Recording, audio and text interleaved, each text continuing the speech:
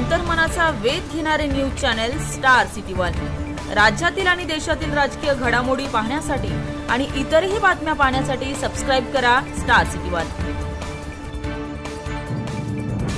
निर्णय दिला आणि त्याच्यामध्ये सांगितलं कागदपत्र उघड करा आणि उमेदवारांना द्या।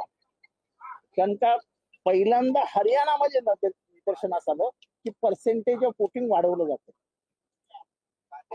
Under rule 93 into bracket 2 into bracket A of 1961, conduct of election rules 1961, ह्याच्या अंतर्गत तुम्हाला सगळ्या कागदांचं व्हेरिफिकेशन करण्याची परमिशन ही तुम्हाला कायद्यान्वये दिली आणि त्याच्या आधारावरती हायकोर्टाने डिसिजन दिला की तुम्ही ओपन करा आणि त्या त्यांना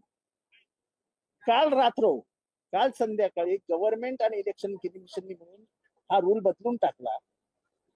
त्यांनी सांगितलं सगळी कागदपत्र उघड करता येणार नाही, काही मर्यादित प्रमाणात कागदपत्र उघड करता येतील आणि हे बंधन त्यांनी हायकोर्टालाही टाकलं की हायकोर्टही आमच्याकडे कागदपत्र पाठवू शकत नाही आणि तशा ह्याच्यात त्यांनी रूल चेंज केलेला आहे।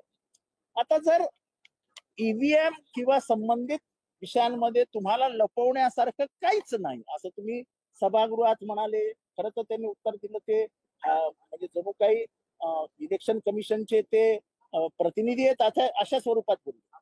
जर तुम्हाला लपवण्यासारखं काहीच नाही तर तुम्ही हा कायदा का बदललात? हा कायदा का बदललात? कारण का